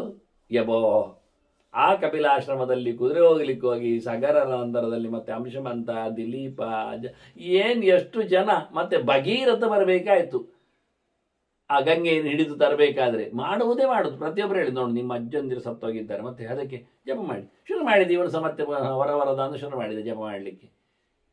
ವಶಮಾನಯ ಎಲ್ಲರನ್ನು ಎಳೆದುತ್ತಾ ಅಂತ ಹೇಳಿಕೊಂಡು ಕೊನೆಗೂ ವಶಾಳಾಗ್ಲೇ ಅಲ್ಲ ಗಂಗೆ. ಕೊನೆಗೆ ಶಿವಪ್ಪ ಬಿಡ್ಲಿಲ್ಲ, ಮತ್ತೊಂದಿಷ್ಟ ಆಯ್ತು, ಮತ್ತೆ ಜನ್ನು ಬಿಡ್ಲಿಲ್ಲ, ಮತ್ತೊಂದಿಷ್ಟ ಆಯ್ತು ಅಂತ ಮಾಡಿದ ಅಂತ ಆಯ್ತು ಮನೆಗೆ. ಹೀಗೆ ಮನುಷ್ಯ ತಲಾಂತರದಿಂದ ಅವನು ತನಗೆ ಬಂದಿರತಕ್ಕ ಆಪತ್ತುಗಳ ನಿವೃತ್ತಿಯಲ್ಲಿ ಈ ವೈರತನವನ್ನು, ದ್ವೇಷವನ್ನು ಒಂದು ರೀತಿಯಿಂದ ಬಿಡುವುದೇ ಇಲ್ಲ. ಇದು ಶುಕ್ರಾಚಾರ್ಯ ಹೇಳಿದ್ದು. ನಮ್ದು ಯುಗ ಮುಗಿದ್ರು ದ್ವೇಷ ಮುಗಿಯುವುದಿಲ್ಲ, ತಲೆಮಾರಲ್ಲಿ ಮುಂದುವರಿತದೆ ಅಂತ ಹೇಳ್ತದೆ. ಆದ್ರಿಂದ ನೀನು ನಾಳೆ ಇವತ್ತು ಪ್ರೀತಿಯಿಂದ ನೆಲೆಗೊಂಡರೂ ಕಣ್ಣು ಹೋದ ಕುಮಾರ ಇದ್ದಾನಲ್ಲ, ಅವನು ನನ್ನ ದ್ವೇಷವನ್ನು ನಿಲ್ಲಿಸುವುದಿಲ್ಲ. ಮತ್ತವನ ಮಗ ಹೀಗೆ ಪರಂಪರೆ, ನಮ್ಮ ಹಕ್ಕಿ ಪರಂಪರೆಯನ್ನು ಕೊಲ್ತಾ ಇರ್ತದೆ. ಮತ್ತೆ ನಾನು ಸತ್ತಿರ್ತೇನೆ, ಇನ್ನು ನನ್ನ ಮಕ್ಕಳು, ಮರಿಮಕ್ಕಳು, ಮತ್ತೊಂದು ಇನ್ನೊಂದು ಎಲ್ಲ ನೋಡಿ. ಅವ ತಕ್ಷಕ ಕಚ್ಚಿದ್ದು ದಕ್ಷಿಣ ದಿಕ್ಕಿನವ ಇಟ್ಟುಕೊಳ್ಳುವ, ಅದು ಬಿಟ್ಟು ಎಲ್ಲ ಹಾವುಗಳನ್ನು ಎಳಿಲಿಲ್ವ ಹೋಮಕ್ಕೆ. ನೋಡಿ ವಿಷಯ ಸತ್ಯವಾಗಿ ಬಹಳ ಖುಷಿ ಇರೋದು ನನಗೆ. ಕೆಲವೊಮ್ಮೆ ಪ್ರವಚನ ಹೇಳಿ ಕಷ್ಟ ಆಗುವುದು ಹಾಗೆ ಅಲ್ಲ. ಮೊದಲಿಗೆ ಅವ ತಕ್ಷಕಾಯ ಸಹ ಹಾಕ್ಬೋದಿತ್ತಲ್ಲ. ಈ ಪುರೋಹಿತರಿಗೆ ಸ್ವಲ್ಪ ತಲೆ ಸರಿ ಇಲ್ಲೇನು. ಮೊದಲಿಗೆ ತಕ್ಷಕನ ಕರಿಬಹುದಾ ಬೇಡವಾ? ಎಲ್ಲ ಪರಂಪರೆ ಹಾವುಗಳನ್ನೆಲ್ಲ ತರಿಸಿ ಕೇರೆ ಒಳ್ಳೆ ಮತ್ತೊಂದು ಇನ್ನೊಂದೆಲ್ಲ ಹಾಕಿ ಕೊನೆಗೆ ತಕ್ಷಕನ ಕರೆಯುವುದು ಯಾಕೆ? ಅವ ರಾಜ ಕೇಳ್ತಾ ಇದ್ದಾನೆ, ಇನ್ನು ನಿಮ್ಮ ಪಟ್ಟಿಯಲ್ಲಿ ತಕ್ಷಕ ಯಾಕೆ ಬರುವುದಿಲ್ಲ ಅಂತ. ಇವರ ಹೋರಾಟವಾಗಿ ದುರ್ಯೋಧನ ಕೊಡುವುದಿಲ್ಲ ಹೇಳಿದ್ದಲ್ಲ. ಬಾ ಸೀದಾ ಎಲ್ಲಿದ್ದಾನೆ, ಸೀದಾ ಭೀಮನಿಗೆ ಹುಡುಕ್ಲಿಕ್ಕೆ ಕಷ್ಟ ಉಂಟ, ಎಷ್ಟು ಜನ ಅಡ್ಡ ಇದ್ರು. ಸೀದಾ ದುರ್ಯೋಧನ ಎಳೆದು ತರೋದು, ಬಾ ಕೊಡುತ್ತೇ ಇಲ್ಲ ಬಡಿದೆ, ಅಲ್ಲೇ ಮುಗಿಯಿತು. ಈ 11 ಅಕ್ಷಯಣಿ ಒಟ್ಟಾಗೋದು, ಗಲಾಟೆ ಆಗೋದು, 18 ದಿನ ಎಲ್ಲ ಎಂಥದಕ್ಕೆ ಬೇಕು? ಅವು ಎಲ್ಲ ಕಳಿಸಿ ಭೀಷ್ಮ, ದ್ರೋಣ, ಕೃಪ, ಅಶ್ವತ್ಥಾಮ ಇವರೆಲ್ಲ ಆಗಿ ಕೊನೆಗೆ ಇದು ಗಮ್ಮತ್ತುಂಟು ಆಟ. ಈಗ ಚೆಸ್ ಆಡುವಾಗ ಚೆಕ್ ಮೀಟ್ ಆಗ್ತದೆ, ಮುಗಿಯಿತು. ಯಾವಾಗಲೂ ಕೊಡಬಹುದು. ಕುದುರೆ ಕಡಿದು, ಆನೆ ಓಡಿಸಿ, ರಥ ಮುರಿದು, ಮತ್ತೆ ಅದು ಕ್ವೀನ್ ಅಂತೆ. ನಾವು ಮಂತ್ರಿ ಹೇಳೋದು, ಪಾಪ ನಮಗೆ ಅದು ಗೊತ್ತೇ ಇಲ್ಲ. ಅದು ರಾಜನ ಮಂತ್ರಿ. ನೋಡಿ ಎಷ್ಟು ಚೆನ್ನಾಗಿದೆ ಅಂದರೆ, ಅದು ಇವತ್ತು ಕ್ವೀನ್ ಅಂತ ಕರೀತಾರೆ, ಅವ್ರಿಗೆ ಗೊತ್ತಿಲ್ಲ. ಕ್ವೀನ್ ಆಟಕ್ಕೆ ಬರೋದಿಲ್ಲ. ಯೋಚನೆ ಮಾಡಿ, ಇದು ರಾಜರ ಆಡ್ತಾ ಇದ್ದ ಚತುರಂಗ. ಚೆಸ್ಸಿನಲ್ಲಿ ಎಷ್ಟು ದೊಡ್ಡ ಅನಾಹುತ ಆಗಿದೆ ನೋಡಿ ಆಟದಲ್ಲಿ. ಅದು ಕ್ವೀನ್ ಅಲ್ಲ, ಕಿಂಗಿನ ಪಕ್ಕದಲ್ಲಿ ಇರುವುದು ಅಂದ ತಕ್ಷಣ ಕ್ವೀನ್ ಆಗಬೇಕಾಗಿಲ್ಲ. ಹೊರಗೆ ಬಂದಾಗ ಕಿಂಗಿನ ಪಕ್ಕದಲ್ಲಿ ಇರುವುದು ಮಂತ್ರಿ, ಮಿನಿಸ್ಟರ್. ಅದು ಒಂದು ಸಣ್ಣ ಯೋಚನೆ ಅವರಿಗಿಲ್ಲದೆ ಆಟದಲ್ಲಿ ಹಾಯ್ತಾ ಇದ್ದಾರೆ ಅವರು. ರಾಜನ ರಕ್ಷಣೆಗೋಸ್ಕರ ರಥಗಳು, ಆನೆಗಳು, ಕುದುರೆಗಳು, ಪದಾತಿಗಳು, ಚತುರಂಗ ಸೈನ್ಯ. ರಾಜನಿಗೆ ಎಲ್ಲಕ್ಕೆ ಸಲಹೆ ಕೊಡತಕ್ಕ ಒಬ್ಬ ಮಂತ್ರಿ. ಮುಗಿಯಿತು. ಸಲಹೆ ಸೂಚನೆ ಇಬ್ರು ಕೊಟ್ರೆ ರಾಜ ಪಡ್ಚ. ರಥ 2 ಬೇಕು ಯಾರಿಗೆ? ಮಂತ್ರಿಗೊಂದು ಇರ್ಲಿ ಅಂತ. ಕುದುರೆ 2 ಬೇಕು, ಮಂತ್ರಿಗೊಂದು ಇರ್ಲಿ ಅಂತ. ಆನೆ 2 ಬೇಕು, ಮಂತ್ರಿಗೊಂದು ಇರ್ಲಿ ಅಂತ. ಕಾಲಾಳುಗಳು ಬೇಕೆ ಎಷ್ಟು ಇದ್ರು. ಆದರೆ ರಾಜನಿಗೆ ಮಂತ್ರಿ ಎಷ್ಟು ಬೇಕು? 2 ಅಲ್ಲ, 1. ಇಬ್ಬರಿದ್ರೆ ವ್ಯವಸಾಯಾತ್ಮಕ ಬುದ್ಧಿ ಏಕೇಹ ಕುರು ನಂದನ. 2 ಮಂತ್ರಿ ಇದ್ರೆ ಅವರ ಸ್ವಾರ್ಥಕ್ಕೋಸ್ಕರ ಅಥವಾ ಆ ಮಂತ್ರಿ ಹೇಳಿದ್ದನ್ನು ಮಾಡಬಾರ್ದು ಅಂತ ಹೇಳಿಕ್ಕೆ ಹೋದ್ರು, ಇಬ್ಬರು ಸಹ ಅವನನ್ನು ಲಗಾಡಿ ತೆಗಿತಾರೆ. ಏಕತ್ರವಾದ ಅಭಿಪ್ರಾಯ ಬರುವುದು ಬಹಳ ಕಷ್ಟ ಇರ್ತದೆ. ಅದು ಒಬ್ಬನಲ್ಲಿ ಕೇಳಿಕೊಂಡು ಮತ್ತೊಮ್ಮೆ ರಾಜ ತಗೊಳ್ಳಿಕ್ಕೆ ಹೋದ್ರೆ ನಾಳೆ ಇಂಪ್ಲಿಮೆಂಟ್ ಆದಾಗ ಸಿಕ್ಕಿ ಬೀಳುತ್ತಾರೆ. ಆದರೆ ರಾಜನ ಪಕ್ಕದಲ್ಲಿ ಇರೋದು ರಾಣಿ ಅಲ್ಲ. ರಾಣಿ ಎಷ್ಟು ಇರ್ಬೋದು ರಾಜನಿಗೆ? ಒಂದೇ ರಾಣಿ ಮತ್ತೆ. ಹಾಗಾಗಿ ರಾಣಿಯ ವಿಷಯವೇ ಇಲ್ಲ ರಣಾಂಗಣದಲ್ಲಿ, ರಾಜ ಮತ್ತೆ ಮಂತ್ರಿ. ಆದ್ರಿಂದ ಮಂತ್ರಿಗೆ ಸರ್ವತ್ರ ಹೋಗ್ಲಿಕ್ಕೆ ಅವಕಾಶ. ಮಂತ್ರಿಗೆ ಎಲ್ಲಿಯೂ ಸಹ ಪ್ರಧಾನಮಂತ್ರಿ ಎಲ್ಲಿಯೂ ಅವನಿಗೆ ವಿರೋಧ ಇಲ್ಲ, ಯಾವುದೇ ರೀತಿಯಾದ ವಿರೋಧ ಬರುವುದಿಲ್ಲ. ಯಾರನ್ನು ಅವನು ಮುಗಿಸಬಹುದು, ಯಾರನ್ನು ಅವನು ಎದುರಿಸಬಹುದು. ರಾಜ ಗಂಭೀರವಾಗಿ ಒಂದೇ ಹೆಜ್ಜೆ, ಅದು ಎಲ್ಲಿ ಹೋಗ್ಲಿಕ್ಕೆ ರಾಜನಿಗೂ ಸ್ವಾತಂತ್ರ್ಯ ಇದೆ, ಆದರೆ ಅವನು ಗಂಭೀರ ಒಂದೇ ಹೆಜ್ಜೆ, ಓಡಿಸ್ಲಿಕ್ಕೆಲ್ಲ ಇಲ್ಲ, ಓಡುವುದೆಲ್ಲ ಇಲ್ಲವ, ನಿಧಾನಕ್ಕೆ. ಹಾಗಾಗಿ ರಾಜನ ನಡೆಗೂ ಮಂತ್ರಿ ನಡೆಗೂ ವ್ಯತ್ಯಾಸ. ಇದು ಗಮನಿಸಿಕೊಳ್ಳದೆ ಅದನ್ನು ಕ್ವೀನ್ ಅಂತ ಕರೆದು ಅಲ್ಲಿಂದ ಎಲ್ಲ ಅನಾಹುತ. ಅದು ಕ್ವೀನ್ ಆದ್ರಿಂದ ನಮಗಾಗುವುದಿಲ್ಲ, ನಾವು ನಮ್ಮ ಮತದವರು ಅದನ್ನು ಮುಟ್ಟುವುದಿಲ್ಲ. ಯಾಕೆ ಹೇಳಿದರೆ ಹುಡುಗಿಯನ್ನು ತಗೊಂಡೋಗಿ ರಾಣಿಯನ್ನು ಇಟ್ಕೊಂಡು ಆಡುವುದೆಲ್ಲ ಇಲ್ಲ ನಮ್ಮಲ್ಲಿ, ಅದು ಎಲ್ಲ ಕಡೆ ಹೋಗುವುದೆಲ್ಲ ನಮಗಿಷ್ಟ ಇಲ್ಲ, ಅದೆಲ್ಲ ನಮ್ಮ ಕ್ರಮದಲ್ಲಿ ಮತದಲ್ಲಿ ಇಲ್ಲ. ಅದು ರಾಜನಿಗೆ ಒಂದೇ ರಾಣಿ ಎನ್ನುವುದು ನಮ್ಮಲ್ಲಿಲ್ಲ, ನಮ್ಮಲ್ಲಿ 4 ಆಗಲಿಕ್ಕೆ ಬರ್ತದೆ. ಹೀಗೆ ಯದ್ವಾದದ್ದು ಒಂದರ ನಂತರ ಒಂದು ಹೇಳ್ತಾ ಹಾಳಾಗಿ ಹೋದ್ರು. ಅದು ಕ್ವೀನೇ ಅಲ್ಲ. ಇನ್ನಾದರೂ ನಾನು ಹೇಳಿದ್ದನ್ನು ಕೇಳಿ ಎಲ್ಲಿಯಾದರೂ ಎಲ್ಲರಿಗೂ ತಿಳಿಸಿ ಒಂದು ಅನುಕೂಲ ಮಾಡಿಕೊಂಡು ಮಂತ್ರಿ. ನಾವು ಆಡ್ತಾ ಇದ್ದದ್ದು, ನಾನು ಎಳೆಯಲ್ಲಿ ಇಟ್ಟುಕೊಂಡು ಮಾತಾಡ್ತಾ ಇದ್ದು, ನಾನು 4 ಬೋರ್ಡ್ ಇಟ್ಟು ಆಡಿದ್ದುಂಟು. ನಾನು ಎದುರಲ್ಲಿ 4 ಜನ ಆಡಲಿಕ್ಕೆ, 4 ಬೋರ್ಡ್ಗಳು, 4 ಜನ ಬೇರೆ ಬೇರೆ ಆಟ ಆಡ್ತಾರೆ, ನಾನೊಬ್ಬರೇ 4ಅಲ್ಲಿ ಆಡ್ತಿದ್ದೆ ಹಿಂದೆ ಎಲ್ಲ. ಹಾಗಿದ್ದು ದೊಡ್ಡ ಸಂಗತಿ ಎಲ್ಲ ಗೊತ್ತಿಲ್ಲ ಜನರಿಗೆ. ಹೀಗೆ ಬಹಳ ಚಂದವಾಗಿ ಹೇಳಿಕೊಂಡು ಬರುವವರು ಮಂತ್ರಿ ಮಾಗಧರು ಇರುವುದೇ ಅದಕ್ಕೆ. ಸೂತರು, ವಂದಿಗಳು, ಮಾಗಧರು ಇವರೆಲ್ಲ ಪರಂಪರೆಯ ಸೊತ್ತುಗಳನ್ನೆಲ್ಲ ಹೇಳಿಕೊಂಡು ಬರಲಿಕ್ಕೆ ಇರುವುದು, ರಾಜನಿಗೆ ತಿಳಿಸ್ಲಿಕ್ಕೆ ಇರುವುದು. ಅವರಿಂದಾಗಿ ಎಲ್ಲ ಪರಂಪರೆಯಲ್ಲಿ ಮಾತುಗಳು, ಚಿಂತನೆಗಳು ಹರಡುತ್ತದೆ. ಆದ್ದರಿಂದ ಎಷ್ಟು ಯುಗಗಳು ಕಳೆದರೂ ವಂಶದಲ್ಲಿ ಒಬ್ಬ ಬಂದಾಗ ಸಿದ್ಧಾಂತಗಳು, ವಿಷಯಗಳು, ಸಂಗತಿಗಳು ಮತ್ತೆ ಟ್ರಾನ್ಸ್ಫರ್ ಆಗ್ತಾ ಇರ್ತದೆ ಎನ್ನುವುದು ಸತ್ಯ ಅಂತೇಳಿ ಶುಕಾಚಾರ್ಯ ಹೇಳಿದ್ದಾರಪ್ಪ ಅಂತ ಹೇಳಿ ಪೂಜನಿ ನಾಳೆ ನಿನ್ನ ಮಗ, ನಿನ್ನ ಪರಂಪರೆ ಹೀಗಾಗಿ ಬಂದು ಕೊನೆಗೆ ನಾನು ನನ್ನ ಪರಂಪರೆ ನನ್ನವರನ್ನೆಲ್ಲ ಕೊನೆಗೆ ಹೋಗ್ತಾ ಮಾಡಿದ ಒಂದು ಹಾವಿನ ತಪ್ಪಿಗೆ ಎಲ್ಲ ಹಾವಿನ ವಂಶಗಳು, ಪ್ರಭೇದಗಳು ಎಲ್ಲ ಸುಟ್ಟೋಗ್ಲಿಕ್ಕೆ ಕಾರಣವಾಗುವರ ಮೂಲಕ ಹಕ್ಕಿಗಳ ಸಂತಾನವನ್ನೇ ಹುಡಿ ಮಾಡ್ತೀನಿ. ಮತ್ತೆ ನೀವು ನಾನೊಂದು ಜಾತಿ ಹಕ್ಕಿ, ನನ್ನದಲ್ಲಿ ಇನ್ನು ಬೇರೆ ಜಾತಿ ಹಕ್ಕಿಯನ್ನು ಹೇಳ್ತಾ ಇರ್ತೀರಿ ಕೊನೆಗೆ. ಇರಲಿ ಹೇಳಿ ಬೇಡ. ಶುಕ್ರಾಚಾರ್ಯ ಹೇಳಿದ್ದಾರೆ, ಉಪಗೃಹ್ಯತು ವೈರಾಣಿ ಸಾಂತ್ವಯಂತಿ ನರಾಧಿಪಾಹ ಅಥೈನಂ ಪ್ರತಿಹಿಂಸಂತಿ ಪೂರ್ಣಂ ಘಟವಿವಾಶ್ಮನಿ. ಶುಕ್ರಾಚಾರ್ಯ ಹೇಳ್ತಾರೆ, ಕೆಲವೊಮ್ಮೆ ರಾಜರು ಹೆಚ್ಚು ಕಡಿಮೆ ಮಾಡಿದ್ರು ಸಹ ವೈರ ಸಂಪಾದನೆ ಮಾಡಿಕೊಂಡ್ರು, ಶತ್ರುಗಳನ್ನು ಎದುರು ಹಾಕಿಕೊಳ್ಳುವುದಿಲ್ಲ ಅಂತೇಳಿ ಅವರನ್ನು ಪೂಸಿ ಮಾಡುತ್ತಾರೆ, ಸಮಾಧಾನ ಪಟ್ಟುಕೊಳ್ಳುತ್ತಾರೆ, ಸಮಾಧಾನ ಪಡಿಸ್ತಾರೆ, ಬೇರೆ ರೀತಿಯಿಂದ ಅವರನ್ನೆಲ್ಲ ನೋಡಿಕೊಳ್ಳುತ್ತಾರೆ. ಆದರೆ ಏನು ಮಾಡ್ತಾರೆ ಗೊತ್ತುಂಟ, ಅಲ್ಲಿಗೆ ಮುಗಿಲಿಲ್ಲ. ಅದು ಒಂದು ಹಂತ. ಶತ್ರುವನ್ನು ರಾಜರು ನೋಡಿಕೊಳ್ಳುವ ವಿಧಾನ ಹೇಗೆ ಕೇಳಿದರೆ, ಒಂದು ಹಂತದಲ್ಲಿ ಅವರನ್ನು ಪ್ರಬಲ ಇದ್ದಾನ ದುರ್ಬಲ ಇದ್ದಾನ ನೋಡ್ತಾರೆ, ಈಗ ಅವನಿಗೆ ಬೆಂಬಲಿಗರಿದ್ದಾರೆ ಇಲ್ವಾ ಅಂತ ನೋಡ್ತಾರೆ, ಉಂಟು ಎಲ್ಲ ಆಗಿದ್ರೆ ಪ್ರಬಲ ಇದ್ದಾನೆ ಆಗಿದ್ರೆ ಅವನನ್ನು ಹಾಗೆ ಬಿಡುತ್ತಾರೆ, ಅವನನ್ನು ಎತ್ತಿ ಕಡ್ತಾರೆ, ಖುಷಿ ಕೊಡ್ತಾರೆ, ಸಮಾಧಾನ ಮಾಡ್ತಾರೆ, ಬಹುಮಾನ ಎಲ್ಲ ಹಂಚುತ್ತಾರೆ, ಎಲ್ಲ ಗೌಜಲ್ಲಿ ಅವರನ್ನು ಎತ್ತಿರ್ತಾರೆ. ಕೊನೆಗೆ ಯಾವಾಗ ಅವನಿಗೆ ಬೆಂಬಲ ತಪ್ತದೆ, ಜನಾನುರಾಗಿ ಇಲ್ಲ ಆಗ್ತದೆ, ಅವನು ದುರ್ಬಲ ಆಗ್ತಾನೆ, ಆಗ ಅಪಕೃತ್ಯ ಅವನೇನು ಮಾಡ್ತಾನೆ, ಅಥೈನಂ ಪ್ರತಿಹಿಂಸಂತಿ, ಆ ನಂತರ ಅವನಿಗೆ ಬಡಿಲಿಕ್ಕೆ ಶುರು ಮಾಡ್ತಾನೆ. ಯಾವಾಗ ಅವನು ಬೀಳ್ಲಿಕ್ಕೆ ಶುರುವಾಗ್ತಾನೆ ನೋಡಿಕೊಂಡು ಆಗ ಇವರು ಬೀಳ್ಲಿಕ್ಕೆ ಶುರು ಮಾಡಿ ಹೇಗೆ ಕೇಳಿದ್ರೆ, ಪೂರ್ಣಂ ಘಟಮಿ ವಾಶ್ಮನಿ, ದೊಡ್ಡ ಮಡಕೆಯನ್ನು ಬಂಡೆಗೆ ಬಡದಾಗೆ ಏನಾಗ್ತದೆ, ನುಚ್ಚು ನೂರು ನೋಡಿ ಹೊತ್ಕೊಂಡು ಹೋಗ್ತಾರೆ, ಮೆರವಣಿಗೆ ಮಾಡಿರ್ತಾರೆ, ಖುಷಿ ಆಗ್ತದೆ ಇವನಿಗೆ. ಎಷ್ಟು ಎತ್ತರ ಎತ್ತಿದ್ದಾರೆ, ಯಾಕೆ ಎತ್ತಿದ್ದು ಕೇಳಿದ್ರೆ, ಎಷ್ಟು ಎತ್ತರದಿಂದ ಕೆಳಗೆ ಬೀಳುತ್ತದೋ ಬಂಡೆ ಮೇಲೆ ಅಷ್ಟು ಹುಡಿ ಆಗ್ತದೆ, ಅದು ಗೊತ್ತಾಗುದಿಲ್ಲ. ಅದನ್ನು ಯಾವತ್ತು ಮೆರವಣಿಗೆ ಮಾಡ್ಲಿಕ್ಕೆ ಹೋಗುವಾಗ ಒಪ್ಪಿಕೊಳ್ಳಿಕ್ಕೆ ಹೋಗಬೇಡಿ. ಎತ್ತಿದಾಗ ಖುಷಿ ಆಯ್ತು ಹೇಳಿಕೊಂಡು ಓ ಹೇಳಿಕೊಂಡು ಸ್ಪೇಸಲ್ಲಿ ಹೋಗ್ಕೊಂಡು ಯೋಚನೆ ಮಾಡಬೇಡಿ. ಅಲ್ಲಿಂದ ದೂಡಿದರೆ ಮತ್ತೆ ಹೊಂಡದಲ್ಲಿ ಇರ್ತೀರಿ, ಇಲ್ಲಾದ್ರೆ ನೆಲದಲ್ಲಿ ಇರ್ತಿದ್ದೀರಿ. ಇಲ್ಲೇ ಬಿದ್ದವ ನೆಲದಲ್ಲೇ ಇರ್ತಾನೆ, ಮೇಲಿಂದ ಬಿದ್ದವ ಹೊಂಡದಲ್ಲಿ ಇರ್ತಾನೆ, 4 ಅಡಿ ಕೆಳಗೆ ಹೋಗ್ತಾನೆ ಅವನು ಫೋರ್ಸಲ್ಲಿ. ಮತ್ತೆ ಹುಡುಕ್ಬೇಕಾಗ್ತದೆ, ಎಲ್ಲಿ ಉಂಟು, ಮುಕ್ಕಾಲು ಸಮಾಧಿ ಆಗಿದೆ, ಇನ್ನು 1 ಚಪ್ಪಡಿ ಇಟ್ಟರೆ ಮುಗಿದು ಹೋಗ್ತದೆ ಅಂತೇಳಿ ಮುಗಿಸ್ತಾರೆ ಕೊನೆ. ಯೋಚನೆ ಮಾಡಿ ಅಂದವ. ಶುಕ್ರಾಚಾರ್ಯ ಹೇಳಿದ ನೀತಿ ಬಹಳ ಚೆನ್ನಾಗಿದೆ. ಆದ್ದರಿಂದ ರಾಜ, ನೀನು ನನ್ನನ್ನು ಪೂಸಿ ಮಾಡ್ತಿ, ಪ್ಲೀಸ್ ಮಾಡ್ತಿ, ಒಪ್ಪಿಕೊಳ್ತೇನೆ, ಎಂತಿಟ್ಟುಕೊಳ್ಳುವ, ಕೊನೆಗೊಂದಿನ ನನ್ನನ್ನು ಮುಗಿಸಿ ಬಿಡ್ತೀಯ, ಹೊಡೆದಾಗ್ತೀಯ, ವಿಶ್ವಾಸ ಗಟ್ಟಿಯಾದ ನಂತರ ಗೊತ್ತೇ ಆಗದಿದ್ದಾಗ ಅಂದಾಜಿಲ್ಲದೆ ಮುಗಿದೋಗ್ತದೆ ಕತೆ. ಇದ್ಯಾರು? ಶುಕ್ರಾಚಾರ್ಯ ಹೇಳಿದ್ದು, ಪ್ರಹ್ಲಾದನೇ, ಒಳ್ಳೆಯವನೇ ಹೇಳಿ. ಶುಕ್ರಾಚಾರ್ಯ ಬೇಕಾದ್ರೆ ರಾಯಣ್ಣವರದ್ದು ದೈತ್ಯ ಗುರುಂದು ಇಟ್ಕೊಳ್ಳಿ. ದೈತ್ಯನಾದ್ರೂ ಪ್ರಹ್ಲಾದ ಒಳ್ಳೆಯವಲ್ವಾ? ಪ್ರಹ್ಲಾದಷ್ಟಾಸ್ಮಿ ದೈತ್ಯಾನ, ಕೃಷ್ಣ ವಿಭೂತಿಯಾಗಿ ಹೇಳಿದ್ದಾನೆ ಪ್ರಹ್ಲಾದನನ್ನು. ದೈತ್ಯರಲ್ಲಿ ಒಳ್ಳೆಯವ ಯಾರು ಕೇಳಿದೆ? ನಾನೇ ಪ್ರಹ್ಲಾದ ಅಂತ. ನೋಡಿ, ದೈತ್ಯರಲ್ಲಿ ಒಳ್ಳೆಯವರ ನುಡುಗಿ ಕೃಷ್ಣ ಹೇಳಿಕೊಂಡಾಗಿದೆ ಹೆಸರು. ಅದನ್ನು ಎಷ್ಟೋ ಜನ ಗುರುಕುಲಕ್ಕೆ, ಅವರ ಅಂಗಡಿಗೆ, ಅವರ ಮತ್ತೇನು ಕುಡಿಯುವ ಬಡಿಯುವ ಆಫೀಸ್ಗಳಿಗೆಲ್ಲ ಹೆಸರು ಕೊಟ್ಬಿಟ್ಟಿದ್ದಾರೆ ಪ್ರಹ್ಲಾದ ಅಂತ.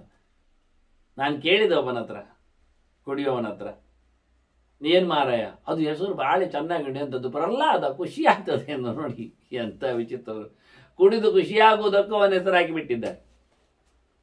ಜನರಿಗೆ ಕೋರ್ಟಿಗೆ ಹೋದರೆ ಕೋರ್ಟ್ ಅವ್ರು ಹೇಳ್ತಾರೆ ಹೆಸರಿನಲ್ಲಿ ಏನು ಪೇಟೆಂಟ್ ಇಲ್ಲ, ಯಾರ ಹೆಸರು ಯಾರು ಬಳಸ್ಬೋದು, ತಗೊಂಡೋಗಿ ಅಂತ. ರಾಯಪ್ಪ, ರಾಮಪ್ಪ ಎಂತ ಆಗಿದ್ದು ಯಾರು ಮಾತಾಡೋದಿಲ್ಲ. ಅದು ಹೆಸರು ಯಾರಿಗೂ ಇಲ್ಲ. ನೀವು ಕೃಷ್ಣನನ್ನು ಬೆಳೆಸಿ ಅಥವಾ ಗೊಮ್ಮಟನನ್ನೇ ಬಳಸಿ, ಕೇಳಲಿಕ್ಕಿಲ್ಲ ಅಂತ ಹೇಳಿಬಿಡ್ತಾರೆ. ಹಾಗೆ ಬಹಳ ಚೆಂದಾಗಿ ಇರುತ್ತದೆ. ಇದು ಹೇಳ್ತದೆ ಬೇಡ, ರಾಜರ ಪೂಸಿಯ ಕೆಲಸವು ನಮಗೆ ಬೇಡ, ಅವನ ಜೊತೆಯಲ್ಲಿನ ವೈರವನ್ನು ನಿರಂತರಗೊಳಿಸುವ ಹಂಗು ನನಗಿಲ್ಲ ಅಂದಾನೆ. ಅಪಕೃತ್ಯ ಪರೇಶಾಂಗಿ ವಿಶ್ವಾಸ ಅದು ದುಃಖಮಷ್ಟತೆ. ನನ್ನದಿಷ್ಟೇ ವಿಷಯ ಏನಂದರೆ, ನಾನು ಮಗದೊಬ್ಬನಿಗೆ ತೊಂದರೆ ಮಾಡಿದ್ದರಿಂದ ನನಗೆ ವಿಶ್ವಾಸ ಇಲ್ಲದೆ ನಾನು ಓಡ್ತೇನೆ ಅಂತ. ಇಷ್ಟ.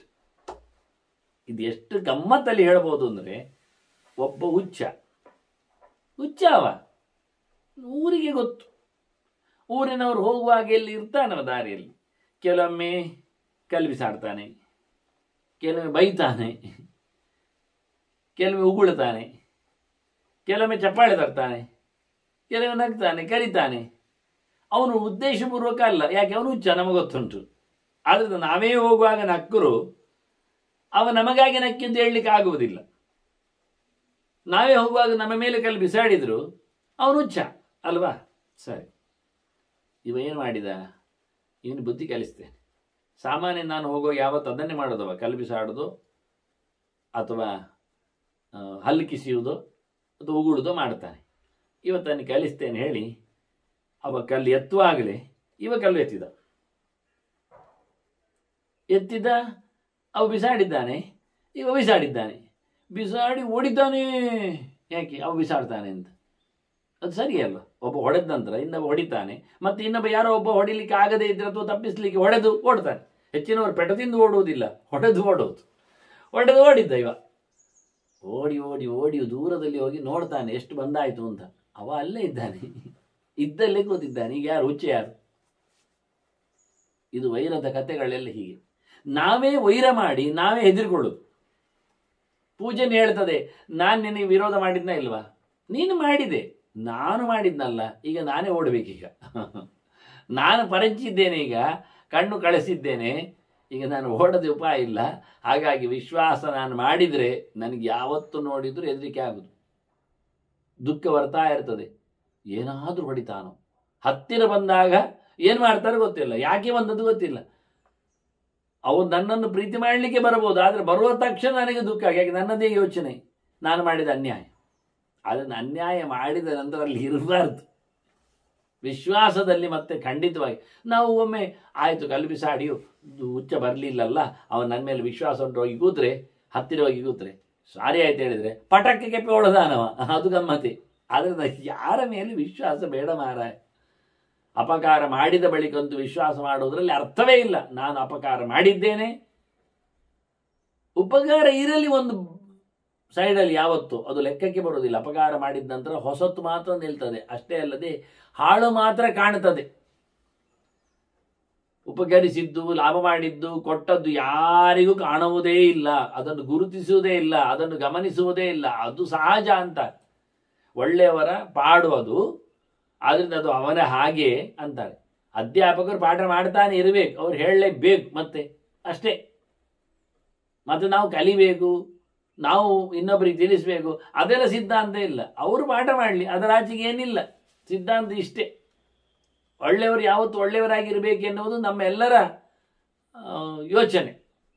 ನಾವು ಕೆಟ್ಟವರಿದ್ದರೂ ಸಹ ನಮಗೆ ಅವರು ಕೆಟ್ಟವರಾಗುವುದು ಯಾಕೆ? ಮತ್ತೆ ಅವಳು ಹೊರಗೆಯವರಲ್ಲ ಅಂತ ನಾವೇ ಅವರನ್ನು ಜೋರು ಮಾಡ್ತೇವೆ. ಮತ್ತೆ ನೋಡಿ, ರೈಟ್ ಉಂಟು. ಆದ್ದರಿಂದ ನಾನು ಅಪಕಾರ ಮಾಡಿದ್ರಿಂದ ನನಗೆ ವಿಶ್ವಾಸದಲ್ಲಿ ಬೆಲೆಯೇ ಇಲ್ಲ. ರಾಜ ಹೇಳುತ್ತಾನೆ, ಅಲ್ಲ, ವಿಶ್ವಾಸ ಇದ್ದರೆ ನಿನಗೆರಡು ನಡೀತದೆ. ಒಂದು ಬದುಕು, ಒಂದು ಸಂಪತ್ತು ಇರಬೇಕು. ಇರಲು ಅಂತಸ್ತು ಇರಬೇಕು. ಸುಮ್ಮನೆ ಬದುಕಲಿಕ್ಕೆ ಬರುವುದಿಲ್ಲ. ತಿನ್ನದೆ ತಿರುಗದೆ ಬದುಕಲಿಕ್ಕೆ ಆಗ್ತದೆ. ಅಂದರೆ ಇರವು, ಅದಕ್ಕೆ ಬೇಕಾದಂತಹ ಹರಿವು, ಸೊತ್ತುಗಳ ಜೊತೆಯಲ್ಲಿ ಅಸ್ತಿತ್ವ ಇದ್ದಾನೆ ಹೇಳಲಿಕ್ಕೆ ಬ್ಯಾಲೆನ್ಸ್, ದ್ರವ್ಯ, ಇದು ಎರಡು ವಿಶ್ವಾಸದಲ್ಲೇ ಆಗುತ್ತೆ. ನಾ ವಿಶ್ವಾಸಾತ್ ಅರ್ಥಂ ಚಿನೋತಿ ಅರ್ಥಂ. ಸಂಪತ್ತನ್ನು ಬೇಕಾದಷ್ಟು ಗಳಿಸಲಿಕ್ಕೆ ಆಗುವುದಿಲ್ಲ. ಎಂಥದ್ದಕ್ಕೂ ವಿಶ್ವಾಸ ಇಲ್ಲದೆ, ಕಂಪನಿಯ ಮೇಲೆ ವಿಶ್ವಾಸ ಇಲ್ಲದೆ ಸಂಬಳ ಎಲ್ಲಿ ಬರ್ತದೆ? ಮನೆಯಲ್ಲಿ ಮಕ್ಕಳ ಮೇಲೆ, ಮನೆ ಮಂದಿ ಮೇಲೆ, ಗುರುಗಿರ ಮೇಲೆ, ತಂದೆ ತಾಯಿಗಳ ಮೇಲೆ ವಿಶ್ವಾಸ ಇಲ್ಲದೆ ಕೆಲಸ ಎಲ್ಲಿ ಆಗ್ತದೆ? ಬದುಕು ಹೇಗೆ ಆಗ್ತದೆ? ಈಹದೇಚಾಪಿ ಕಿಂಚನ. ಏನಾದರೂ ಚೇಷ್ಟೆ ಮಾಡೋದಾದ್ರೂ ವಿಶ್ವಾಸ ಇರಬೇಕಾಗ್ತದೆ. ಒಂದು ಹೆಜ್ಜೆ ಇಡುವಾಗಲೂ ನೆಲ ಗಟ್ಟಿ ಉಂಟು ಅಂತ ವಿಶ್ವಾಸ ಬೇಡವಾ? ಇಲ್ಲಾದ್ರೆ ಅಲ್ಲ, ಬೆಳಿಗ್ಗೆ ಎದ್ದಾಗ ನೆಲ ಕುಸಿದಿದ್ರೆ ಅಂಥದ್ದು ಆಗಬಾರದು ಅಂತೇನಿಲ್ಲ.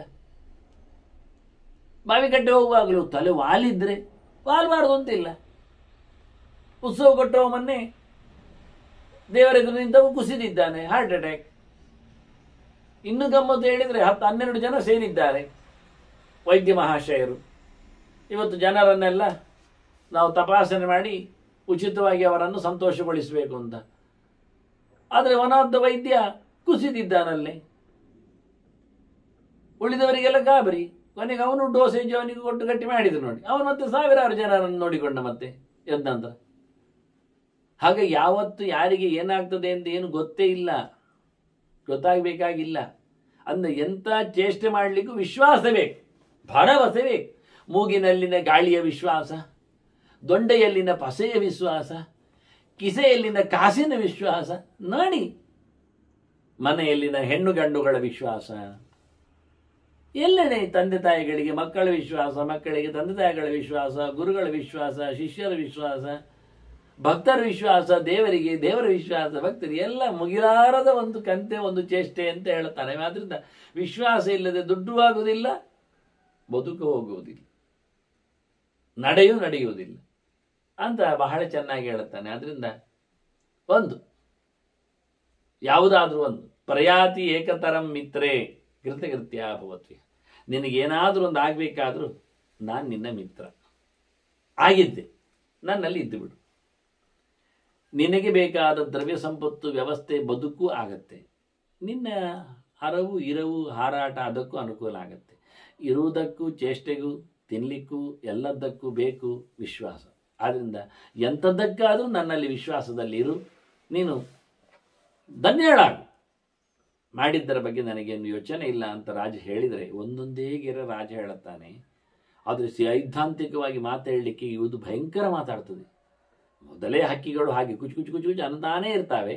ಹಾಗಾಗಿ ಕೇಳಬೇಕಾಗಿಲ್ಲ. ಇವಳು ಹೇಳ್ತಾಳೆ, ಅಲ್ಲಯ್ಯ, ನೀನೇನು ಹೇಳಿದೆ?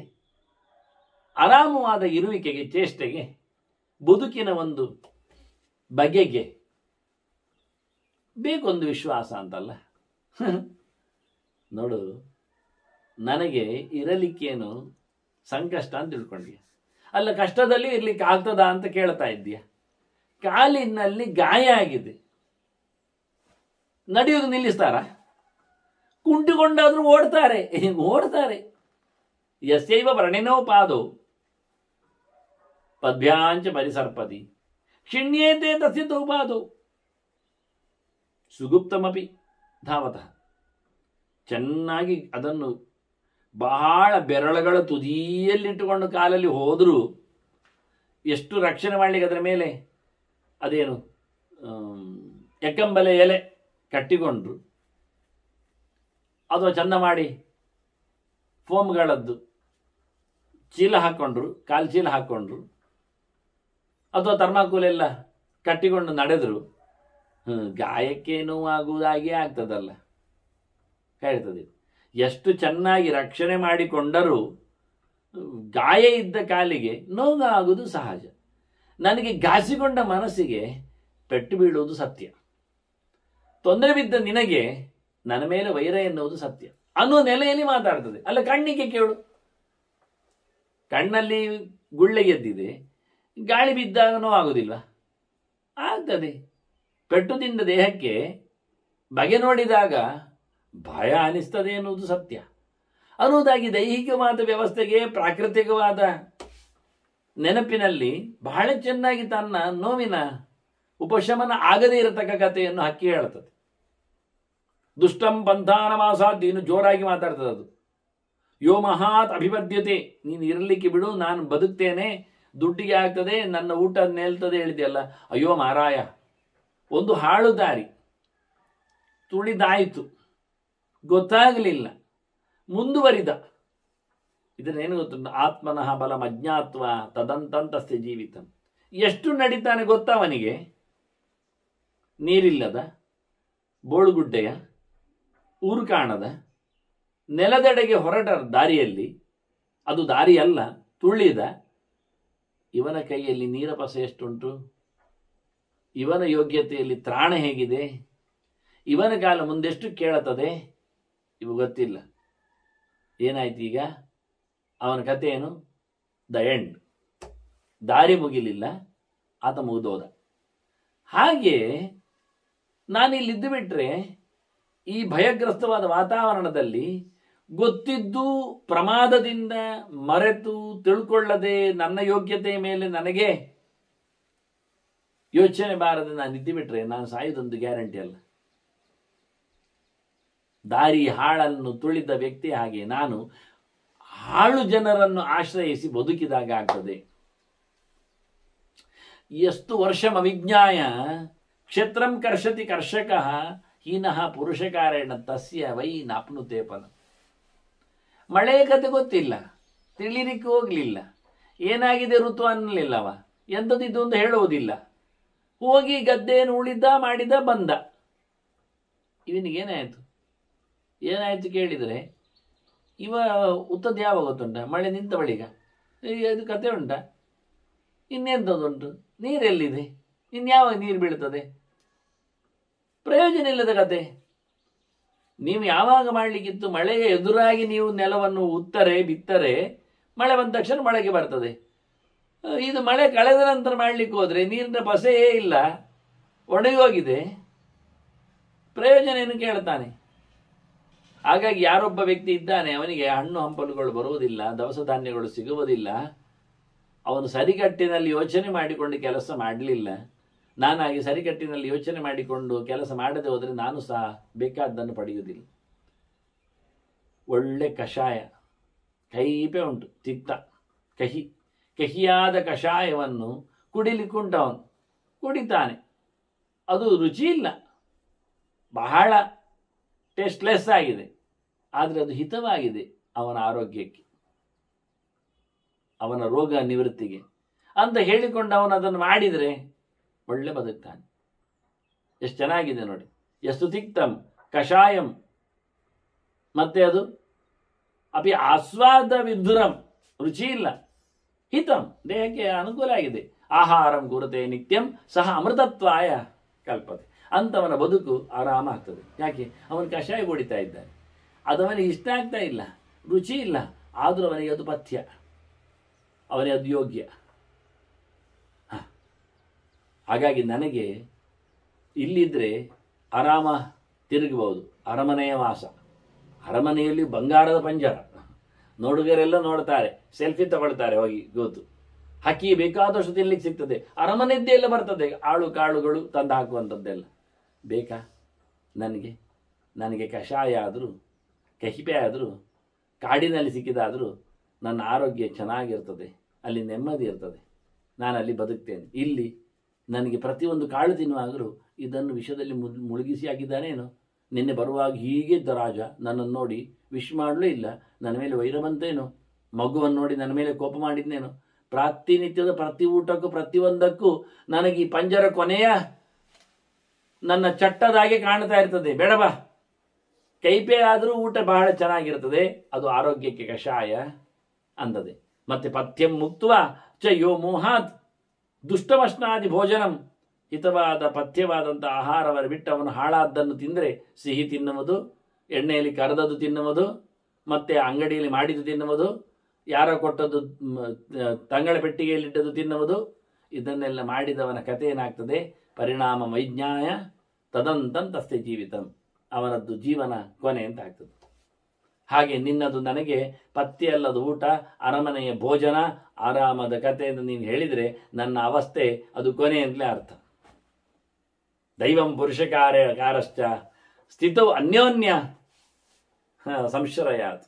ಇವ ಹೇಳ್ತಾನೆ ಅದು ಕಾಲದ ಮೇಲೆ ಎಲ್ಲ ಆದದ್ದು ಅಂತ ಹೇಳಿದ್ದಲ್ಲ. ಅದಕ್ಕೆ ಹೇಳ್ತಾನೆ ದೇವರ ಮೇಲೆ ಪೂರಾ ನಂಬಿಕೆ ಇಟ್ಟು ಬಿಟ್ರೆ ನನ್ನ ಕೆಲಸ ಹಾಳಾಗಿ ಹೋಗ್ತದೆ ಅಂತದೇ. ಇದು ನಾವು ಕೆಲಸ ಮಾಡುವುದಿಲ್ಲ, ಅದು ದೇವರು ಮಾಡ್ತದೆ ಅಂತ ಹೇಳಿಕೊಂಡು ಅದೃಷ್ಟದ ಮೇಲೆ, ನಮ್ಮ ಹಣೆಬರಹದ ಮೇಲೆ, ನಮ್ಮ ನಶೀಬಿನ ಮೇಲೆ, ನಮ್ಮ ವಿಶೇಷವಾಗಿರತಕ್ಕಂಥ ಯೋಗ್ಯತೆ ಮೇಲೆ ಅದು ಆಗುವಂಥದ್ದು ಅಂತ ಒಂದೊಮ್ಮೆ ಬಿಟ್ಟರೆ, ನಿಜವಾಗಿ ದೇವರು ಮತ್ತೆ ಪ್ರಯತ್ನ ಇದು ಎರಡು ಒಟ್ಟೊಟ್ಟಿಗೆ ಉಂಟು, ಒಟ್ಟಿಗೆ ಇರಬೇಕು.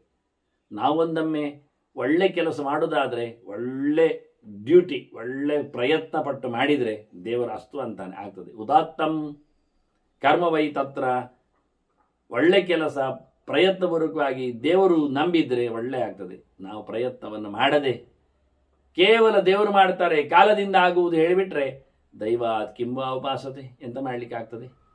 ನೀನು ಇದ್ದು ಬಿಡು, ಅದು ಸಾವು ನೋವು ಯಾವತ್ತು ಏನೋ ಅಂತ ಹೇಳಿಬಿಟ್ರೆ ನಾಳೆ ನಾನು ಸಾಯಲಿಕ್ಕೆ ಹೋಗ್ಬೋದು ಅಂತ ಅರ್ಥ. ನಿನ್ನ ಪ್ರಕಾರದಲ್ಲಿ ಹೇಳಿದರೆ ನಾನು ಅದಕ್ಕೆ ಬೇಕಾದ ಪ್ರಯತ್ನ ಮಾಡದೇ ಇದ್ದರೆ ನಾನು ಮಾಡೋದಿಲ್ಲ, ನಾನು ಪ್ರಯತ್ನ ಮಾಡ್ತೇನೆ. ನನ್ನ ಹಿತವನ್ನು ನಾನು ಮಾಡುವುದು ನನ್ನ ಕರ್ತವ್ಯ ಆಗಿದೆ. ಕರ್ಮ ಚಾತ್ಮ ಹಿತಂ ಕಾರ್ಯಂ ತೀಕ್ಷ್ಣಂವ ಯದಿವ ಮೃದು. ತುಂಬ ಕಷ್ಟ, ಅರಮನೆ ಬಿಟ್ಟು ಹೋಗ್ಲಿಕ್ಕುಂಟು, ಇನ್ನೇನು ಕಾಡು ಮೇಡು ತಿರುಗಲಿಕ್ಕೆ ಅಂತ ಹೇಳಿಕೊಂಡ್ರು ಪರವಾಗಿಲ್ಲ, ಪರವಾಗಿಲ್ಲ. ನನ್ನ ಯೋಗ್ಯತೆಗೆ ನನ್ನ ಹಿತವನ್ನು ನಾನು ಕಾಪಾಡಿಕೊಳ್ಳೋದಾದರೆ ಕಷ್ಟಪಟ್ಟ ಅದು ನಾನು ಬದುಕಲಿಕ್ಕೆ ನೋಡುತ್ತೆ. ಇಲ್ಲ ಆದರೆ ಕೆಲಸ ಮಾಡದವ, ದೇವರ ಮೇಲೆ ಡಿಪೆಂಡ್ಸ್ ಹೇಳಿಕೊಂಡವ, ಆಗುವುದೆಲ್ಲಿ ಹಾಗೆ ಆಗ್ತದೆ ಹೇಳಿದರೆ ಗ್ರಸ್ಯತೆ ಅಕರ್ಮಶೀಲಸ್ತು ಸದಾ ಅನರ್ಥೈಹಿ ಅಕಿಂಚನ. ಬಡವ ಇದ್ದಾನಲ್ಲ, ಏನಿಲ್ಲದವ, ದುರ್ಬಲ ಇದ್ದಾನಲ್ಲ, ಯಾವುದಕ್ಕೂ ಕೂಡದವ, ತಲೆ ಸರಿ ಇಲ್ಲದವ, ಬುದ್ಧಿ ಇಲ್ಲದವ ಇದ್ದಾನಲ್ಲ, ಅಂಥವ ಖಂಡಿತವಾಗಿ ಅನರ್ಥ ಪರಂಪರೆಯಲ್ಲಿ ಸೋತೇ ಹೋಗ್ತಾನೆ ಕೆಲಸ ಮಾಡದೇ ಇದ್ರೆ. ನನ್ನ ಬದುಕನ್ನು ನಾನು ಹಸನು ಮೊಳಿಸಲೇಬೇಕು. ಹಾಗಾಗಿ ನಾನು ಖಂಡಿತವಾಗಿಯೂ ಏನಿಲ್ಲ ಆದರೂ ನಾನು ನನ್ನ ಕೆಲಸ ಮಾಡಲಿಕ್ಕೆ ನಿನ್ನ ಮೇಲೆ ಭರವಸೆಯಲ್ಲಿ ಇರಬಾರ್ದು ಅಂತ ಹೇಳಿ ಬಹಳ ಚೆನ್ನಾಗಿ ತನ್ನ ವಾದವನ್ನು ಮುಂದಿಡುತ್ತಾ, ಅದರಲ್ಲಿಯೂ ಕರ್ಮ ಪ್ರಪಂಚವನ್ನು ನಡೆಸಲೇಬೇಕು. ಸರ್ವಸ್ವಪಿ ಸಂತ್ಯಜ್ಯ ಕಾರ್ಯಂ ಆತ್ಮಹಿತನ್ನರೈ. ಏನಾದರೂ ತನಗಾಗುವ ಚಿಂತನೆಯನ್ನು ತಾನು ಮಾಡಿಕೊಳ್ಳಲಿಕ್ಕೆ ಉಂಟು. ತಸ್ಮಾ ಸಂಶಯಿತವೇ ಅರ್ಥೇ ಕಾರ್ಯೇವ ಪರಾಕ್ರಮ. ಈಗ ಸಂಶಯ, ನಾನಿಲ್ಲಿದ್ದರೆ ನೀನು ಹೇಳಿದಾಗೆ ಚೆನ್ನಾಗಿ ನೋಡಿಕೊಳ್ತೀಯ, ನನ್ನ ಯೋಚನೆಯಂತೆ ನನ್ನನ್ನು ಸಾಯಿಸಲಿಕ್ಕೆ ಹೋಗ್ತೀಯಾ ಅಂತ. ಇಂದು ಸಂಶಯ, ಡ್ವೇಲ್, ಯಾವುದು ಗೊತ್ತಿಲ್ಲ. ಅಂತಹ ಸಂಶಯದ ಪ್ರವೃತ್ತಿಯಲ್ಲಿ ಏನು ಮಾಡಬೇಕು ಅಂದರೆ ನನ್ನ ಪರವಾಗಿ ನಾನು ತೀರ್ಪನ್ನು ಕೊಡಬೇಕು. ನನ್ನ ಪರವಾಗಿ ತೀರ್ಪು ಏನು ಕೇಳಿದರೆ ಹೋಗುವುದೇ ಒಳ್ಳೆಯದು ಅಂತ. ಹಾಗಾಗಿ ಎಲ್ಲವನ್ನು ತೊರೆದು ಆತ್ಮರಕ್ಷಣೆ ಮುಖ್ಯ. ನಾನು ರಾಜನನ್ನು ಬಿಡುತ್ತೇನೆ, ಮೈತ್ರಿಯನ್ನು ಬಿಡುತ್ತೇನೆ, ಅರಮನೆಯನ್ನು ಬಿಡುತ್ತೇನೆ, ಎಲ್ಲವನ್ನು ತೊರೆದು ನಾನು ನನ್ನವನ್ನು ಹಿತವನ್ನು ಮಾಡಿಕೊಳ್ಳುತ್ತೇನೆ.